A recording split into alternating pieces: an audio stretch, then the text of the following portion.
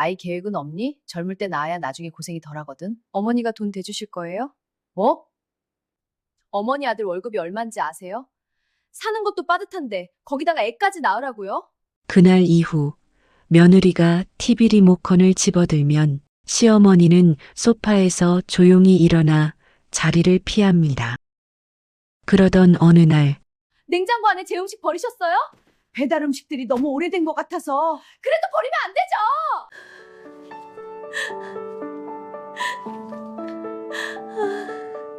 15년 전 남편을 먼저 보내고 외롭게 살아가고 있는 그녀.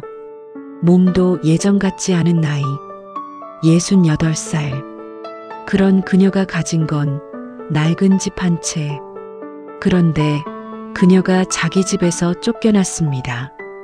쫓아낸 사람은 낯선 사람이 아니었어요. 매일 밥을 차려줬던, 옷을 사다 줬던, 친딸처럼 아꼈던 바로 그 며느리였습니다.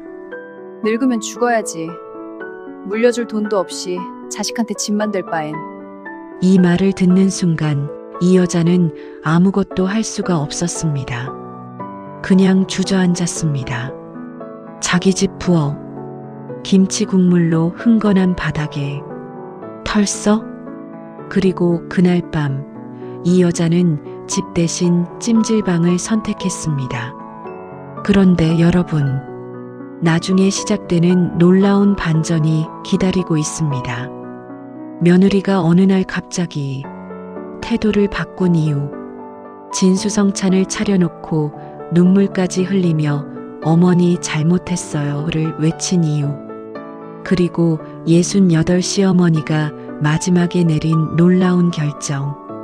이야기 시작 전 구독과 좋아요 꼭 눌러주세요. 지금부터 찜질방 김순자 씨 이야기를 시작합니다. 김순자, 나이 68. 경기도 외곽 오래된 단독주택에 혼자 살고 있는 여자입니다. 남편은 15해 전에 먼저 세상을 떠났습니다. 그때부터였습니다. 순자 씨의 삶에서 중심이 된 것은 단 하나, 아들 명호였습니다. 명호가 학교에서 받아온 상장 하나에도 눈물이 났고, 명호가 처음 취업했다는 전화를 받던 날엔 혼자 소주 한 잔을 마셨죠. 잘 컸다, 명호야. 네 아빠가 봤으면 좋아했을 텐데. 그 아들이 결혼을 하겠다고 데려온 여자가 박지연이었습니다. 첫눈에 봤을 때 솔직히 말하면 순자 씨는 조금 낯설었어요. 눈빛이 차가웠고 잘 웃지도 않았어요. 그런데 순자 씨는 스스로를 타일렀습니다. 원래 낯을 가리는 애겠지. 처음엔 다 그래. 그리고 중요한 건 따로 있었습니다. 명호가 좋아하는 여자라는 것. 그것만으로 충분했어요. 순자 씨에겐 결혼에 대한 오래된 트라우마가 있었습니다. 시어머니, 그 단어 하나만으로도 가슴이 답답해지는 기억. 순자 씨 역시 시집살이를 겪은 사람이었습니다. 결혼 첫날부터 시작된 눈치 보기. 밥 한 숟갈도 눈치 보며 먹어야 했고, 시어머니 방에 들어갈 땐 허리부터 굽혀야 했습니다. 국물이 왜 이래? 간이 안 맞잖아. 그깟 자루 하나 못 들어서 살림을 하겠어? 젊은 것이 틈만 나면 대낮에 자빠져 자기만 하네. 그 시절 받은 말들이 아직도 가끔 꿈에 나왔습니다. 그래서 순자 씨는 확실히 결심했습니다. 나는 절대로 내 며느리한테 그러지 않겠다. 지연이 처음 이 집에 들어오던 날, 순자 씨는 현관에서 기다리고 있었습니다. 잘 차려입은 한복 대신 가장 편한 옷을 골라 입었습니다.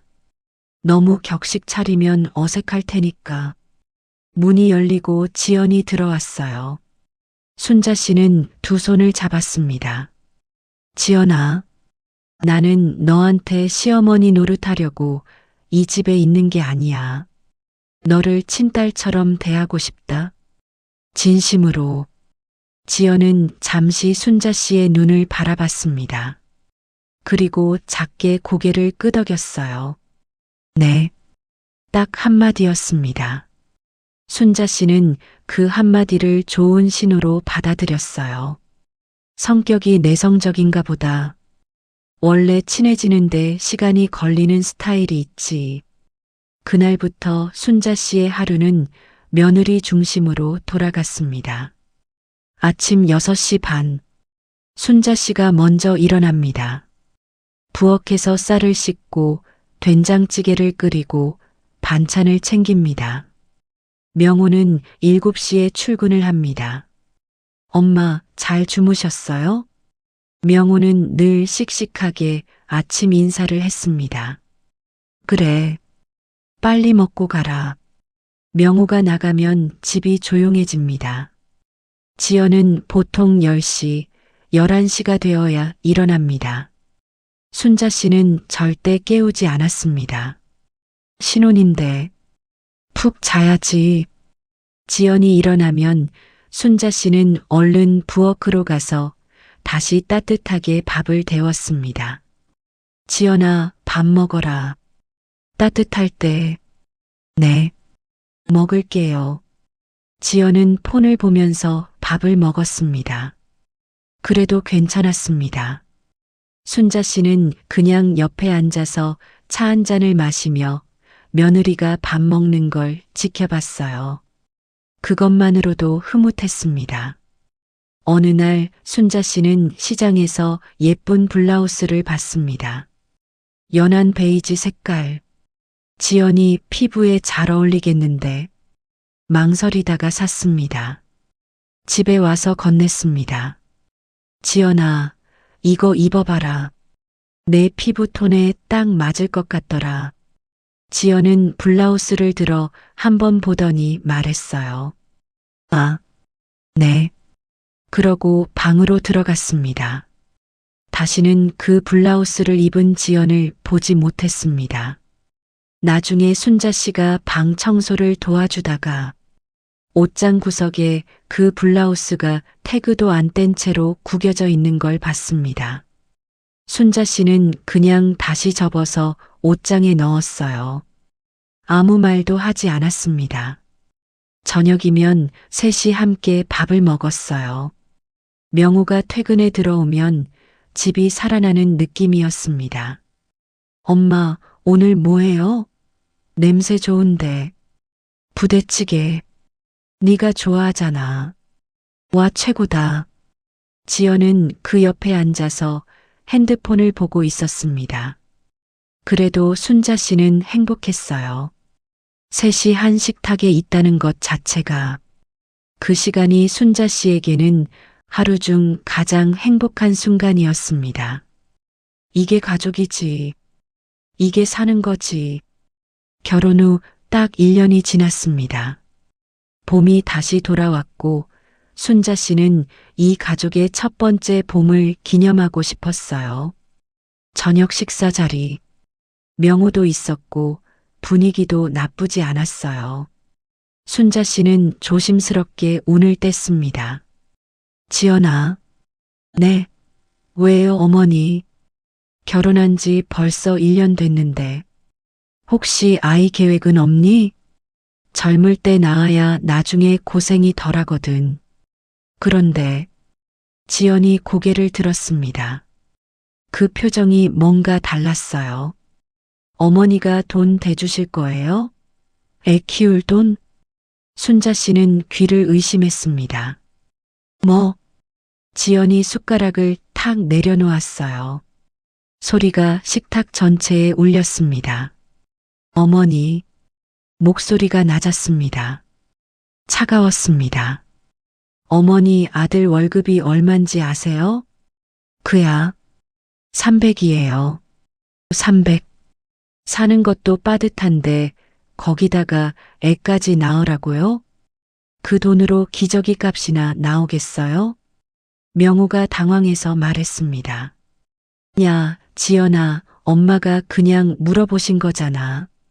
오빠는 가만히 있어. 지연이 명호를 잘라냈습니다. 그리고 다시 순자 씨를 봤어요. 어머니, 저 솔직하게 말할게요.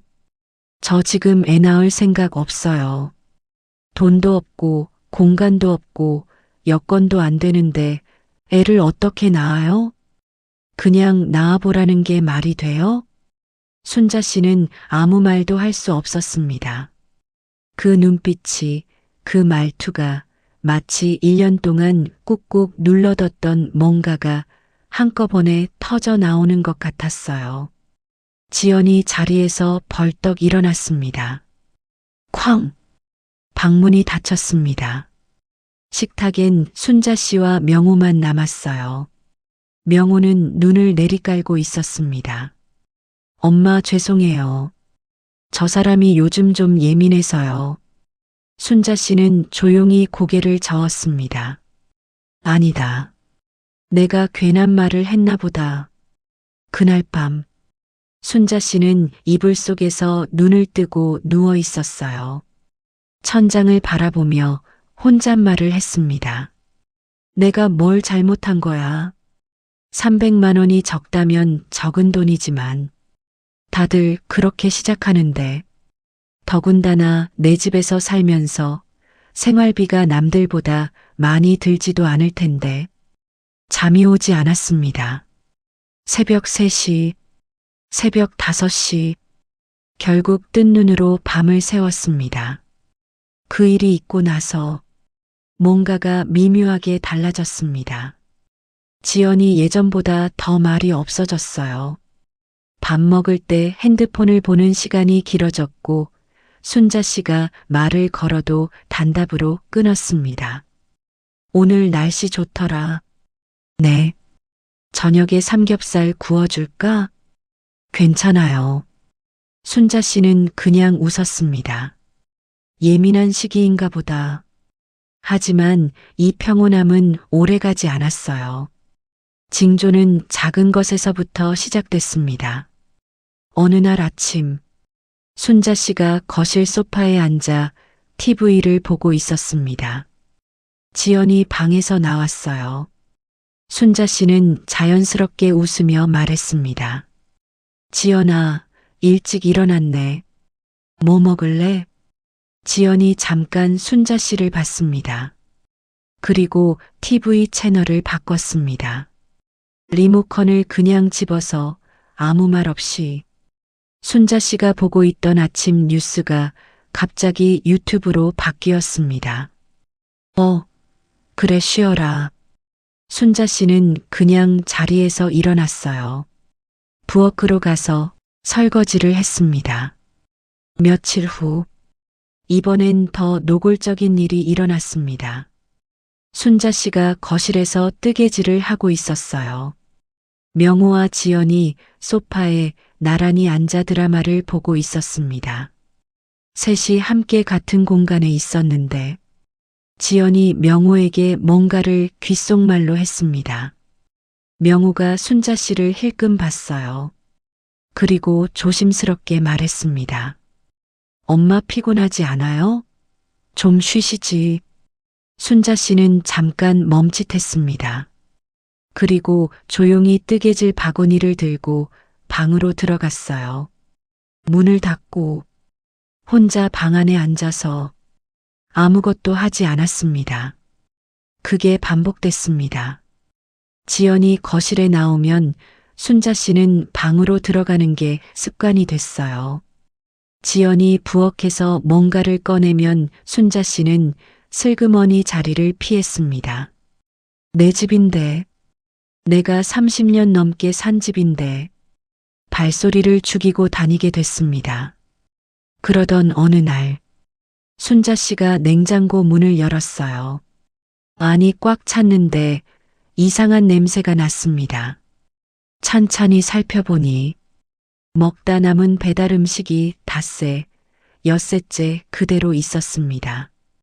치킨 상자, 먹다 남은 피자, 반쯤 비운 떡볶이 국물, 일주일이 넘어 보이는 치킨이 봉투째 밀려 들어가 있었어요. 순자 씨는 코를 막고 하나씩 꺼냈습니다. 상한 건 버리고 쓸 수 있는 건 정리하고 남은 공간에 새로 만든 반찬을 넣었습니다. 나물 무침, 계란조림, 멸치볶음. 냉장고가 깔끔해졌습니다. 순자 씨는 뿌듯했어요. 1시간 후 거실에서 쾅 소리가 났습니다. 순자 씨가 방문을 열고 나왔어요. 냉장고 문이 양쪽으로 활짝 열려 있었습니다. 바닥에는 반찬통이 굴러다니고 있었어요. 김치가 쏟아져 있었습니다. 지연이 냉장고 앞에 서서 순자 씨를 노려보고 있었어요. 어머니, 목소리가 떨렸습니다. 분노로 떨리는 목소리였어요. 냉장고 안에 제 음식 버리셨어요? 배달 음식들이 너무 오래된 것 같아서. 그래도 버리면 안 되죠. 제 음식 버리셨어요? 아니, 그게 상한 것 같아서. 상하면 제가 버려요. 왜 남의 물건을 마음대로 버려요? 그게 다 돈인데. 순자 씨가 말했습니다. 그게 오래돼서 데워 먹기도 그렇고. 왜요? 데워 먹으면 되잖아요. 지연이 소리쳤습니다. 왜 어머니 맘대로 제 걸 건드려요? 순자 씨는 입을 열지 못했죠. 지연이 몸을 돌렸습니다. 그리고 방으로 걸어가면서 거의 혼잣말처럼 하지만 충분히 들릴 목소리로 말했습니다. 늙으면 죽어야지. 물려줄 돈도 없이 자식한테 집만 될 바엔. 순자 씨는 그 자리에 굳어버렸습니다. 쾅! 방문이 닫혔습니다. 부엌 바닥에 순자 씨 혼자 서 있었습니다. 발 아래에는 쏟아진 김치가 있었습니다. 순자 씨는 무릎을 꿇고 그리고 맨손으로 김치를 주워 담기 시작했습니다. 손이 떨렸습니다. 눈물이 손등 위로 떨어졌습니다. 울고 있다는 걸 순자 씨 자신도 몰랐습니다. 그냥 주었습니다. 한 조각 한 조각. 아무 소리도 내지 않고 그날 밤 명우가 퇴근에 들어왔습니다. 식탁엔 밥이 차려져 있었고 순자 씨는 방에 있었습니다. 명우가 문을 두드렸습니다. 엄마 밥 먹어요. 괜찮다. 먼저 먹어라. 무슨 일 있어요? 아무것도 아니야. 명우는 잠시 서 있다가 돌아갔습니다. 순자 씨는 방 창문으로 바깥을 바라봤습니다. 가로등 불빛 아래로 사람들이 지나갔습니다. 어디론가 가는 사람들, 집에 돌아가는 사람들. 순자 씨는 조용히 중얼거렸습니다. 나는 어디로 가야 하나? 그 일이 있고 사흘 후였습니다. 아침에 명호가 출근하고 지연은 방에 있었습니다. 순자 씨는 아침밥을 차려두고 그냥 나왔습니다. 지갑을 챙기고 낡은 점퍼를 걸치고 조용히 현관문을 열었습니다. 특별한 목적지는 없었어요. 그냥 나가고 싶었습니다. 버스를 탔습니다. 어디로 가는 버스인지 확인도 안 했죠. 그냥 올라탔습니다. 창밖으로 익숙한 동네가 흘러갔습니다. 빵집, 세탁소, 편의점. 30년 넘게 살아온 동네인데 오늘따라 낯설게 보였습니다. 버스가 재래시장 앞에 섰고 순자 씨는 여기서 내렸어요. 시장 골목은 오전인데도 부산했습니다. 생선 냄새, 참기름 냄새, 국밥 냄새.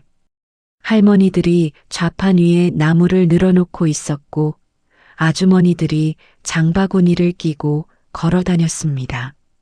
순자 씨는 그냥 걸었습니다. 사지도 묻지도 않고 그냥 걸었습니다. 두부 가게 앞에 서서 한참 두부를 바라봤어요. 사야 할 이유가 없었습니다. 집에 두부가 있었으니까요. 그냥 바라봤습니다. 생선 가게 앞, 고등어 2마리가 은빛으로 빛나고 있었습니다. 순자 씨는 멈춰 섰어요. 남편이 고등어를 좋아했었습니다. 혼잣말이 나왔습니다. 여보, 요즘 내가 좀 힘들어. 순자 씨는 고등어를 바라보며 잠시 서 있었습니다. 생선 가게 아저씨가 물었습니다. 살 거예요? 아줌마? 아니요. 순자 씨는 발걸음을 뗐습니다. 시장 안쪽 좁은 골목에 낡은 국밥집이 있었어요. 할매 순대국. 유리창에 김이 서려 있었습니다. 순자 씨는 안으로 들어갔어요. 순대국 하나요. 자리에 앉았습니다. 혼자였습니다. 맞은편 테이블에는 인부 차림의 남자들이 시끄럽게 웃으며 밥을 먹고 있었어요. 순자 씨는 뜨거운 국물을 한 숟갈 떠서 입에 넣었습니다. 뜨거웠습니다. 속이 확 풀리는 것 같았습니다. 눈물이 날 것 같았습니다. 먹으면서 순자 씨는 생각했어요. 내가 뭘 잘못한 걸까? 1년 내내 밥 차려주고 청소하고 빨래하고 그게 잘못인가? 국밥 한 그릇을 다 비웠을 때 순자 씨는 처음으로 배가 따뜻하게 차는 느낌이 들었습니다. 시장을 한 바퀴 더 돌았습니다. 호떡 하나를 사 먹었습니다. 500원짜리 커피 자판기 앞에서 뽑은 커피 한 잔을 들고 벤치에 앉았습니다.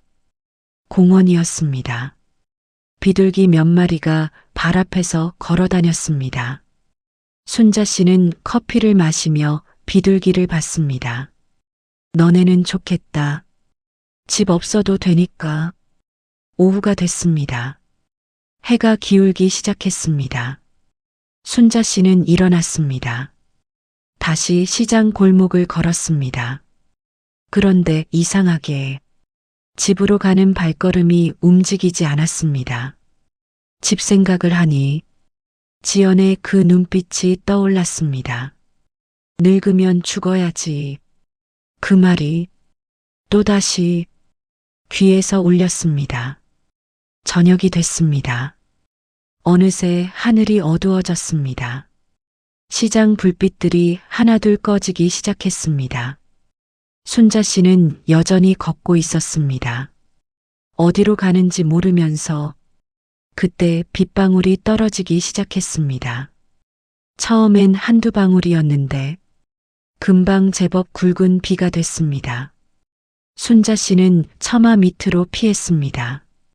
편의점 처마였습니다. 비를 바라봤습니다. 집에 가야 하는데 하지만 발이 떨어지지 않았습니다. 그때 길 건너편에 불빛이 보였습니다. 빨간 글씨로 크게 쓰여 있었습니다. 황금 찜질방. 순자 씨는 비를 맞으며 뛰었습니다. 유리문을 밀고 들어갔습니다. 훅 하고 따뜻한 공기가 몸을 감쌌습니다. 입구 직원이 말했습니다. 어서 오세요. 이용권 한 장이요? 네. 순자 씨는 쭈뼛거리며 9,000원을 냈습니다. 키를 받고 로커에 짐을 넣고 욕탕으로 들어갔습니다. 뜨거운 물속에 몸을 담갔습니다. 눈을 감았습니다. 오늘 하루가 물 위로 떠올랐습니다. 시장 골목, 고등어, 국밥, 공원 벤치, 빗속을 걷던 것, 그리고 집에서 무릎 꿇고 김치를 줍던 것. 순자 씨는 눈을 꼭 감았습니다. 물속에서 조용히 눈물이 흘렀습니다.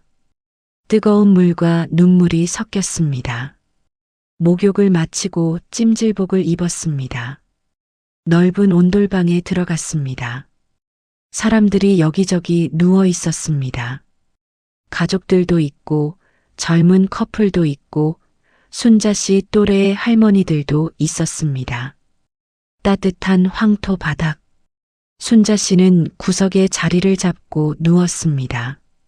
몸이 녹았습니다. 경직됐던 어깨가 풀렸습니다. 눈꺼풀이 내려왔습니다. 그날 밤 순자 씨는 찜질방 황토 바닥에서 깊이 잠들었습니다.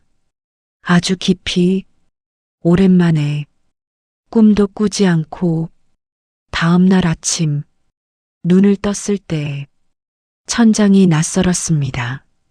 잠깐 여기가 어딘가 싶었습니다. 그러다가 기억이 났습니다. 찜질방이었습니다. 순자 씨는 일어나 앉았습니다. 오랜만에 푹 자서 그런지 몸이 가벼웠습니다. 마음은 어제보다 가벼웠습니다. 순자 씨는 자판기 커피 한 잔을 뽑아 마시며 생각했습니다. 오늘 집에 가야지. 가야 한다는 걸 알았습니다. 그런데 오늘 딱 하루만 더 있자. 그런 생각이 들었습니다. 하루가 이틀이 됐습니다. 이틀이 사흘이 됐습니다. 순자 씨는 찜질방에 계속 있었습니다.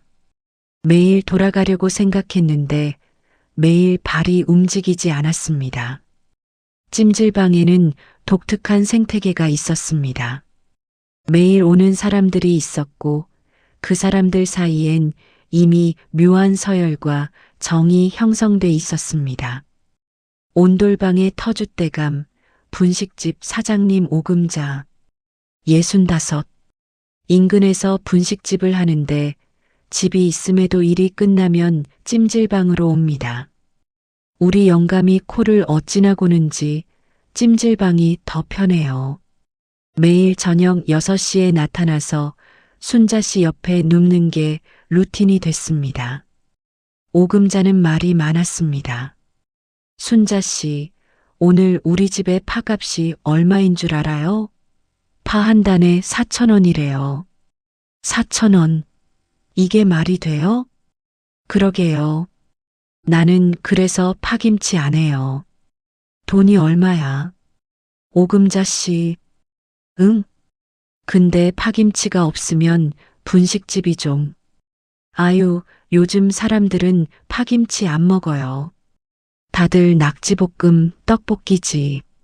순자 씨는 웃었습니다. 처음으로 찜질방에서 웃었습니다. 옆에서 박씨 할머니도 웃었습니다. 소금빵의 철학자 박씨 할머니, 72. 자식 셋이 모두 외국에 나가 있다는 할머니. 말이 없는데 가끔 하는 말이 묵직합니다. 순자 씨가 옆에 앉았을 때 한마디 했습니다. 사람 사는 게 다 비슷해. 네. 집이 아닐 때가 있어. 그럴 땐 나와 있는 게 나아. 어떻게 아셨어요? 눈을 보면 알아. 순자 씨, 당신 눈이 그 눈이야. 순자 씨는 그날 박씨 할머니 옆에서 한참을 앉아 있었습니다. 말없이 그냥 마트 계산원 경자 53.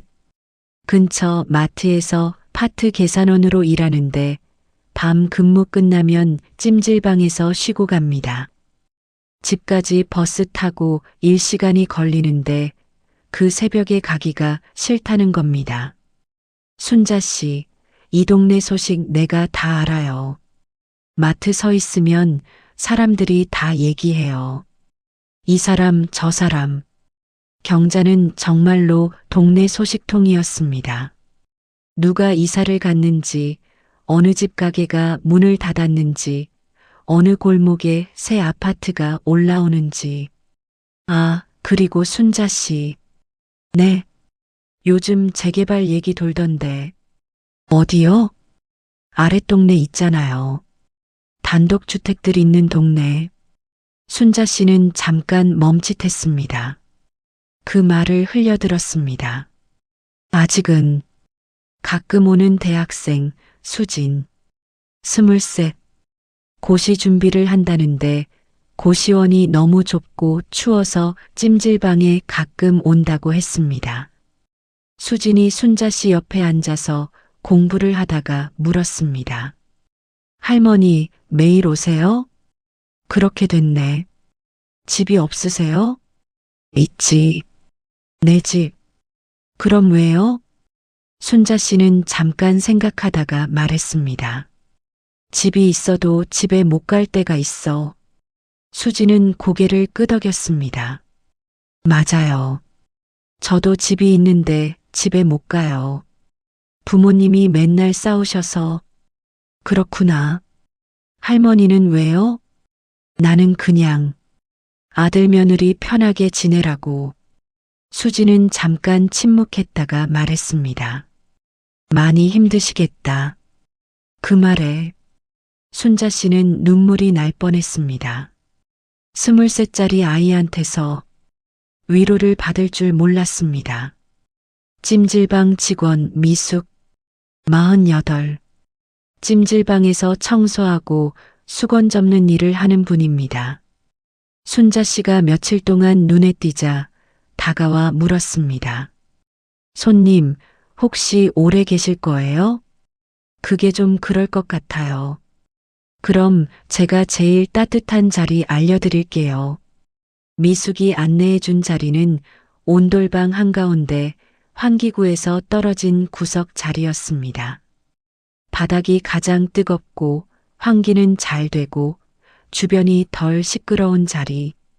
단골들은 이 자리 알아요. 새치기 하면 싸워요. 미숙이 속닥거리며 웃었습니다. 순자 씨도 웃었습니다. 고마워요. 이렇게 찜질방은 순자 씨의 세계가 됐습니다. 아침이면 순대국 한 그릇, 낮이면 시장 골목을 한 바퀴, 저녁이면 오금자와 나란히 누워 수다, 밤이면 황토 바닥에서 깊이 잠. 하지만 기쁜 날만 있지는 않았습니다. 어느 날 새벽, 잠이 깨어 눈을 떴습니다. 새벽 2시, 주변은 조용했습니다. 사람들이 여기저기 누워 자고 있었습니다. 옆에는 낯선 중년 여성이 이불을 덮고 새근새근 자고 있었습니다. 순자 씨는 잠시 그분의 얼굴을 바라봤습니다. 저분은 왜 집에 가지 않는 걸까? 저분도 나 같은 사정이 있을까?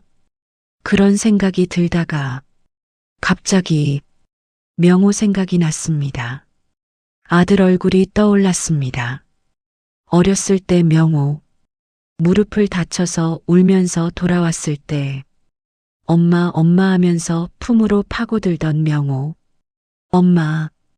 순자 씨는 소리 없이 울었습니다. 찜질방 구석에서 이불을 당겨 얼굴을 반쯤 덮고 혼자 새벽에 울었습니다. 나는 아들이 보고 싶은 건지, 아들이 밉고 원망스러운 건지, 그것도 잘 몰랐습니다. 또 어느 날, 오금자가 안 왔습니다. 하루가 지나도 오지 않았습니다. 이틀이 지났습니다. 순자 씨는 왠지 마음이 이상했습니다. 사흘째 되는 날, 오금자가 나타났습니다. 눈이 부어 있었습니다. 오금자 씨 어디 갔다 왔어요? 영감이 입원했어요. 어머, 뇌졸중이래요. 오금자는 자리에 앉아서 멍하니 있었습니다. 수다쟁이 오금자가 아무 말도 하지 않았습니다. 순자 씨는 조용히 옆에 앉았습니다. 한참 뒤에 오금자가 말했습니다. 코 고는 게 그렇게 싫었는데 막상 없으니까 그 코 고는 소리가 그립네요. 순자 씨는 오금자의 손을 잡았습니다. 두 할머니는 그렇게 한참을 앉아 있었습니다. 그렇게 웃다가 울다가 울다가 웃다가 3개월이 흘렀습니다. 사실 찜질방에 있는 동안에도 순자 씨는 몇 번 집에 갔습니다. 아무래도 집이니까. 처음으로 집에 돌아간 건 찜질방 생활을 시작하고 일주일이 지났을 때였습니다. 현관문 앞에 서서 한참 머뭇거렸습니다. 비번을 눌렀습니다. 딸깍 문이 열렸습니다. 그런데 집 안으로 한 발짝을 내딛는 순간 순자 씨는 멈췄습니다. 거실이 완전히 달라져 있었습니다. 소파가 바뀌었습니다. 순자 씨가 10년 넘게 앉아온 낡은 갈색 소파 대신 새하얀 패브릭 소파가 놓여 있었습니다. 커튼이 바뀌었습니다. 두꺼운 암막 커튼, 벽에는 사진이 걸려 있었습니다.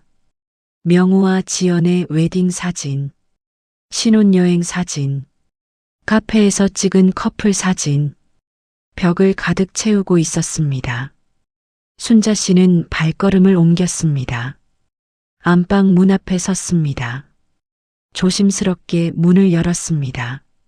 순간 가슴이 쿵 내려앉았습니다. 자기 방이 창고가 되어 있었습니다.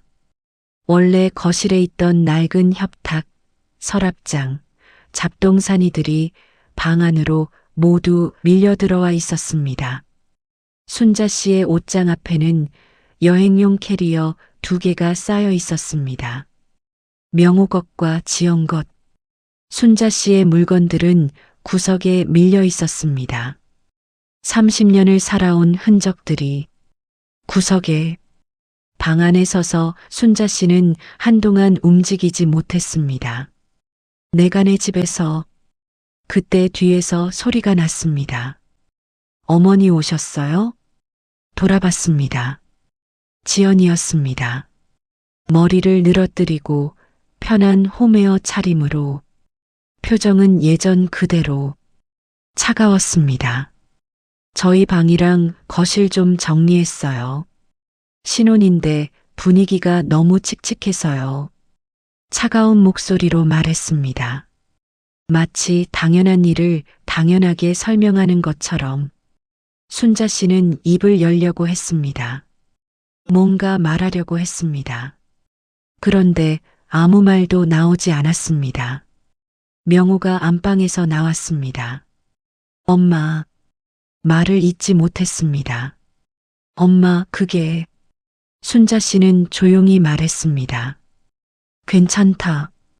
그리고 자기 물건 몇 가지를 챙겼습니다. 여벌 옷 한 벌, 세면도구, 지갑, 그게 다였습니다. 명호가 말했습니다.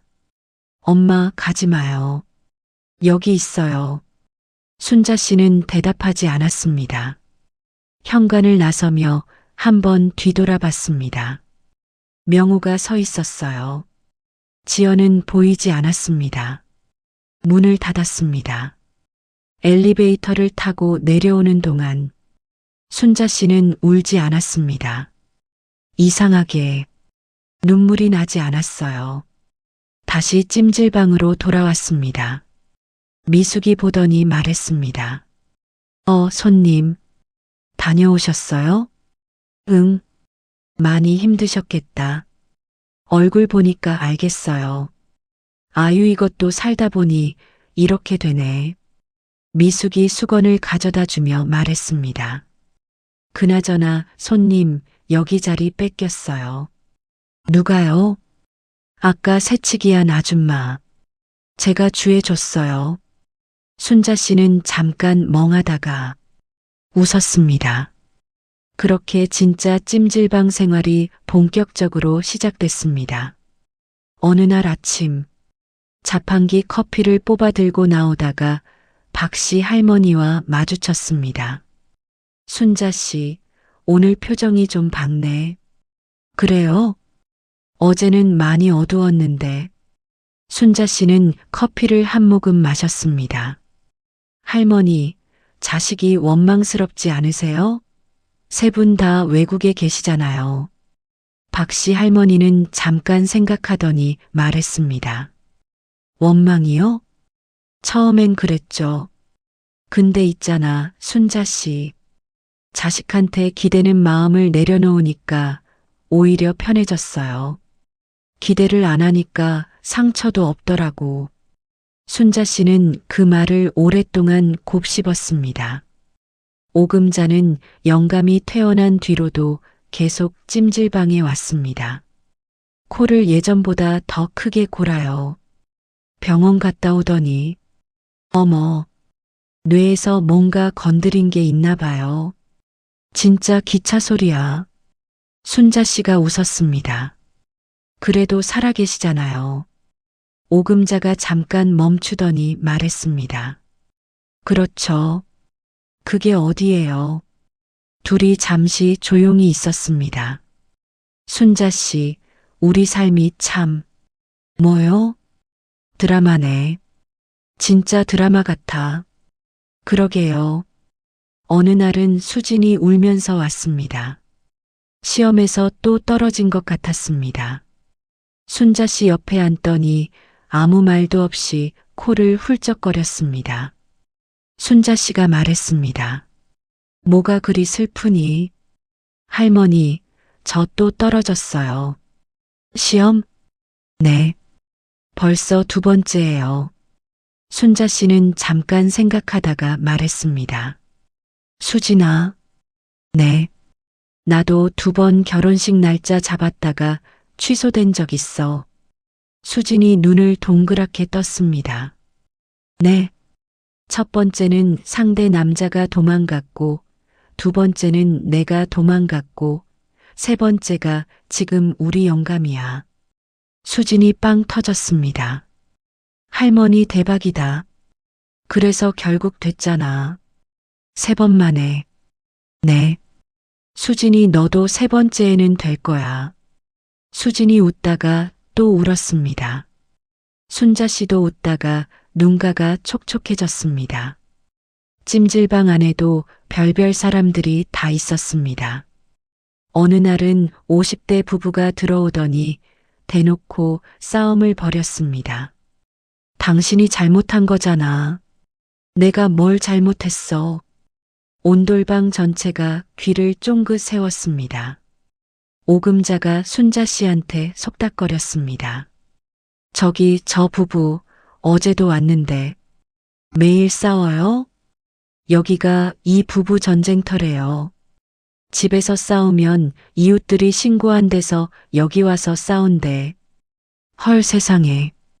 그 부부는 1시간을 싸우다가 이상하게 어느 순간 조용해지더니 나란히 누워서 잠들었습니다. 순자 씨가 봤습니다. 부부가 손을 잡고 자고 있었습니다. 저게 부부인가 봐. 또 어느 날 새벽에 눈을 떴더니 옆에 낯선 할아버지가 앉아 있었습니다. 흠칫 놀랐습니다. 아, 놀라셨어요? 죄송합니다. 저 이 자리 처음 와봐서요.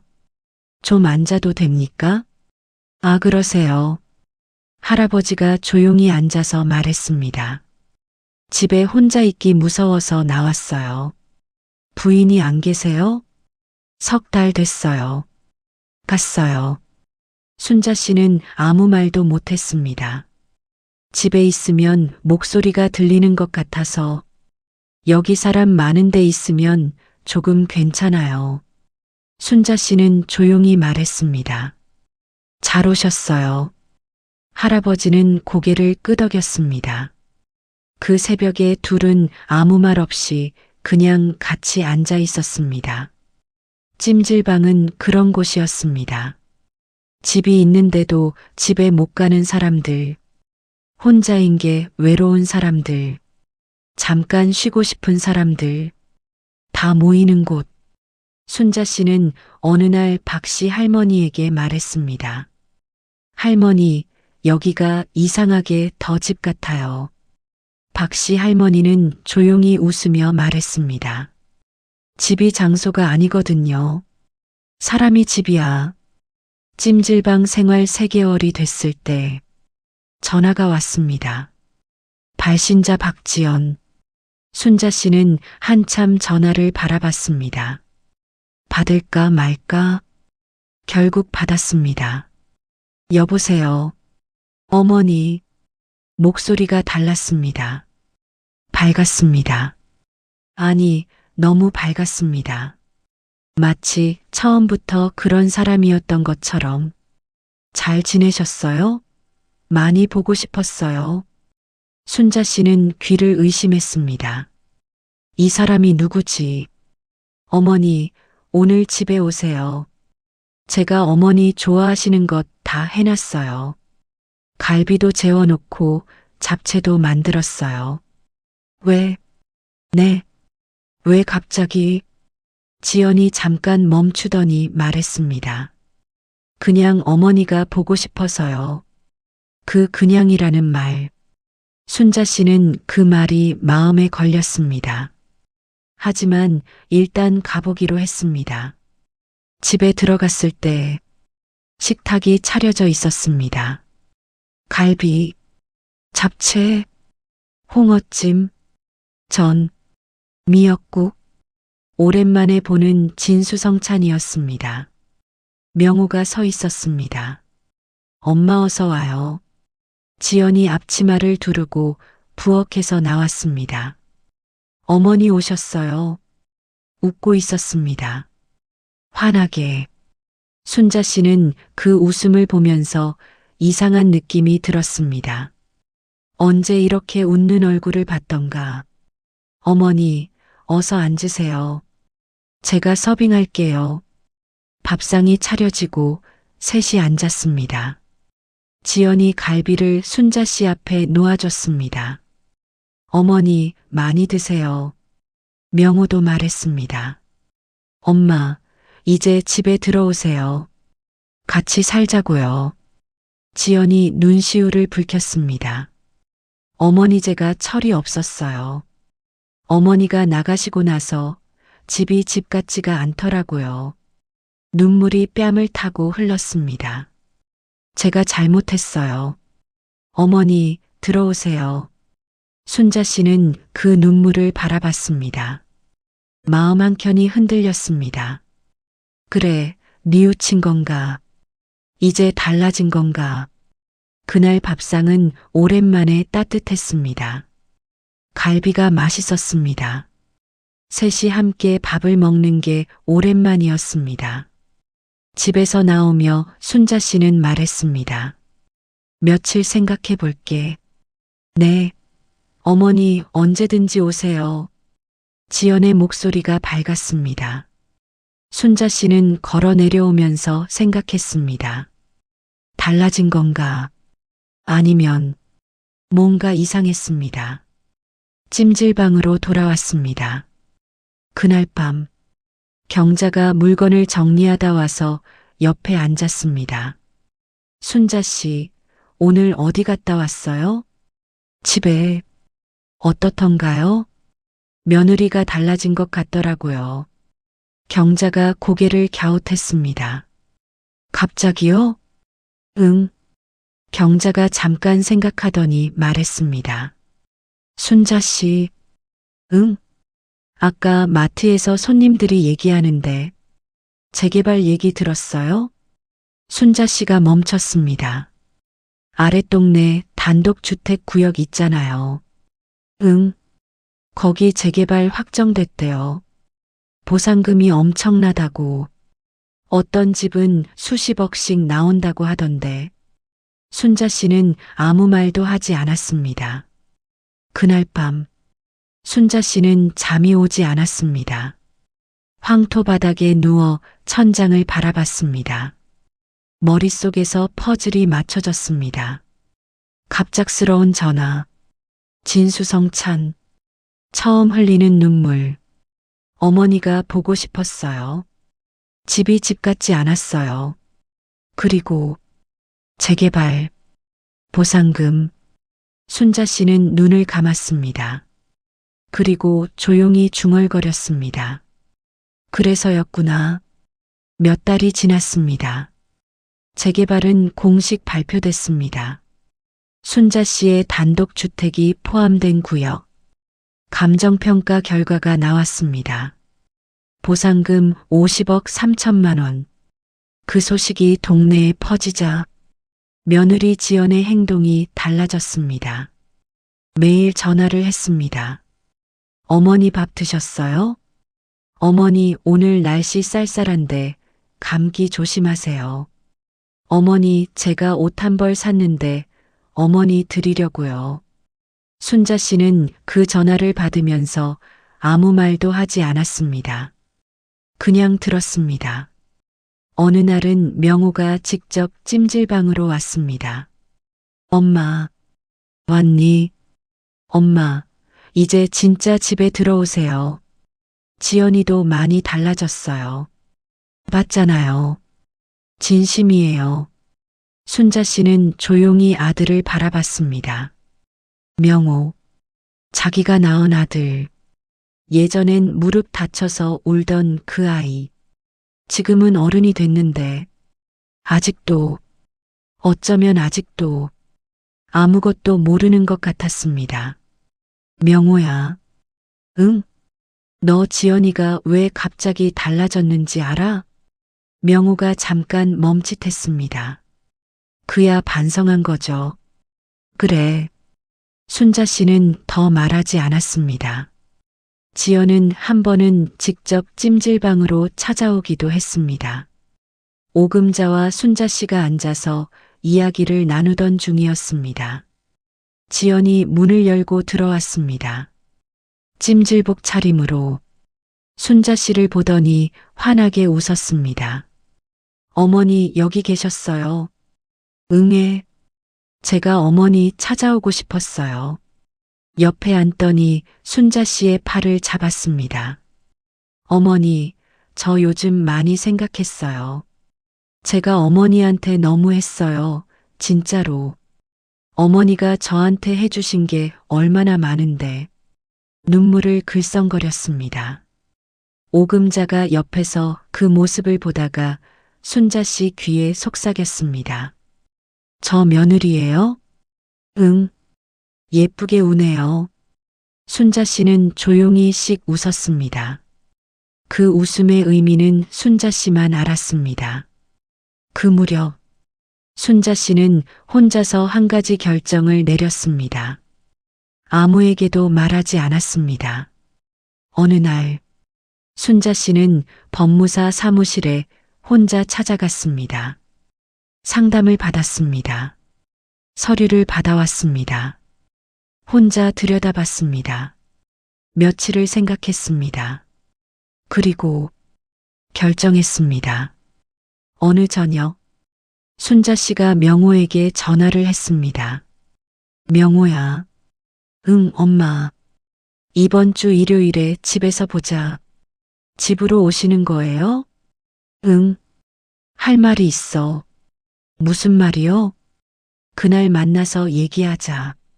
일요일 오후 순자 씨는 집에 들어갔습니다. 명호와 지연이 소파에 나란히 앉아 있었습니다. 두 사람의 표정에서 기대감이 역력했습니다. 특히 지연. 앞에 홍차가 준비되어 있었습니다. 어머니, 앉으세요. 부드러운 목소리였습니다. 다 준비된 목소리였죠. 순자 씨는 조용히 앉았습니다. 잠시 침묵이 흘렀고 명호가 말을 꺼냈습니다. 엄마, 재개발건 어떻게 할 거예요? 우리 셋이 같이 새 아파트로 이사 가는 거죠? 지연이 덧붙였습니다. 어머니, 재계약이나 이런 거 복잡하니까 제가 다 알아봤어요. 강남 쪽에 신축 분양도 있고 판교 쪽도 좋더라고요. 어머니 건강 생각하면 커뮤니티 시설 잘 된 데가 좋을 것 같아서요. 말이 술술 나왔습니다. 준비된 말이었습니다. 순자 씨는 그 말을 다 들었습니다. 그리고 말했습니다. 다 됐니? 지연이 잠깐 멈췄습니다. 네. 할 말 다 했냐고. 순자 씨는 가방에서 봉투를 꺼냈습니다. 서류였습니다. 식탁 위에 올려놓았습니다. 재개발 계약 완료했다. 명호가 눈을 깜빡였습니다. 벌써요? 누구랑 상의도 안 하고. 내 집이니까. 명호가 멈칫했습니다. 이 집 팔아서 순자 씨가 말을 이었습니다. 나는 요양형 시니어 레지던스로 이사한다. 어머니? 지연의 얼굴이 굳었습니다. 찜질방에서 알게 된 분이 계신데 그분이 사는 곳이야. 거기가 좋다더라. 어머니, 근데 그러면 저희는 너희 둘은 순자 씨가 지연을 바라봤습니다. 조용한 눈빛이었습니다. 흔들림 없는 눈빛이었습니다. 나가서 살아라. 지연이 표정이 굳었습니다. 어머니, 그게 무슨 말씀이세요? 갑자기가 아니야. 저 요즘 어머니한테 잘하려고 했는데. 알아. 순자 씨는 고개를 끄덕였습니다. 잘 알아. 그 목소리가 담담했습니다. 화가 나서 하는 말이 아니었습니다. 다 알면서 하는 말이었습니다. 지연이 명호를 봤습니다. 명호가 순자 씨를 봤습니다. 엄마, 그러면 보상금은요? 저희 나가서 살려면 돈 필요하잖아요. 순자 씨가 일어섰습니다. 보상금은 짧은 침묵. 한 푼도 없다. 지연의 얼굴이 하얗게 질렸습니다. 어머니, 다 내 노후 준비에 쓴다. 잘 살아라, 둘이. 순자 씨는 가방을 들고 자리에서 일어났습니다. 엄마, 명호가 소리쳤습니다. 순자 씨는 돌아보지 않았습니다. 현관을 향해 걸었습니다. 뒤에서 지연의 목소리가 들렸습니다. 어머니, 이러시면 안 되죠. 저 그동안 어머니 잘 모셨잖아요. 밥도 해드리고 함께 살고. 순자 씨가 멈췄습니다. 그리고 천천히 돌아봤습니다. 지연을 바라봤습니다. 말했습니다. 지연아. 목소리가 낮았습니다. 늙으면 죽어야지. 물려줄 돈도 없이 자식 집만 될 바엔. 기억하니? 지연이 입을 다물었습니다. 그 말을 한 사람이 나한테 잘 모셨다고 하니. 어머니, 그건 됐다. 순자 씨는 다시 돌아섰습니다. 문을 열었습니다. 명호야. 응. 잘 살아라. 그리고 문이 닫혔습니다. 엘리베이터 안. 순자 씨는 혼자 서 있었습니다. 거울에 자신의 얼굴이 비쳤습니다. 68. 주름이 많고 손등이 거칠고 그런데 눈빛이 맑았습니다. 오랜만에 몇 달 후 순자 씨는 경기도 외곽의 시니어 레지던스로 이사했습니다. 박 씨 할머니가 사는 곳이었죠. 방이 작았지만 깔끔했고 창문으로 작은 정원이 보였습니다. 입주 첫날, 박 씨 할머니가 방문을 두드렸습니다. 왔어요? 순자 씨. 네, 왔네요. 어때요, 집이? 순자 씨는 창문을 바라봤습니다. 정원에 목련이 피어 있었습니다. 좋네요. 진짜로요? 진짜로요. 한 달이 지나자 오금자도 놀러 왔습니다. 순자 씨, 진짜 잘 됐다. 여기 너무 예쁘다. 들어오면서 봤는데 카페도 있더라고. 커피 한 잔해요. 아이고, 오금자 씨. 수진이도 왔습니다. 할머니, 저 붙었어요. 시험? 어머. 할머니 말대로 세 번째 됐어요.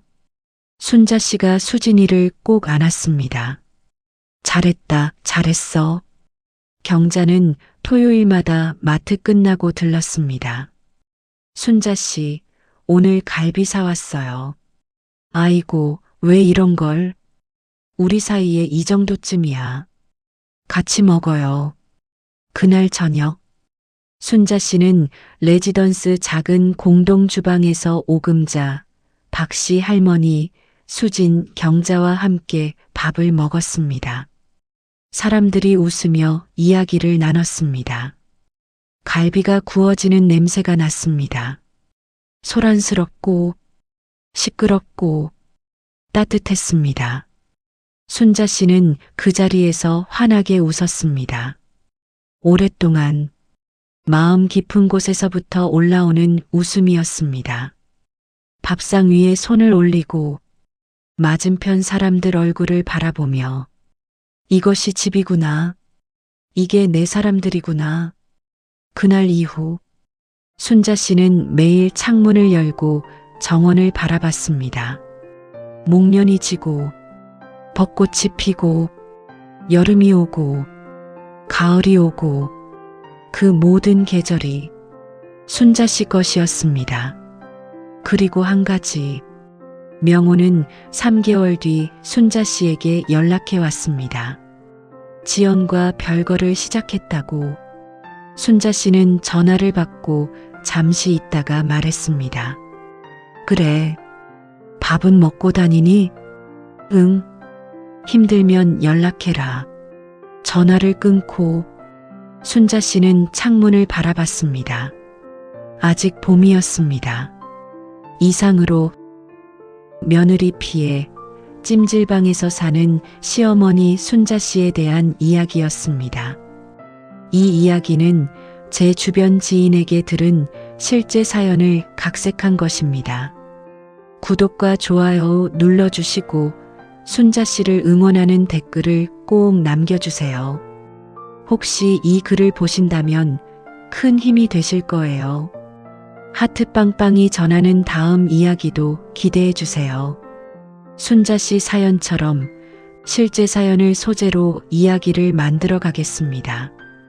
구독, 좋아요, 알림 꾹 눌러주시고 여러분 가정에 행복이 가득 하트가 빵빵 하시기를 기도합니다. 순자 씨를 응원하는 댓글을 꼭 남겨주세요.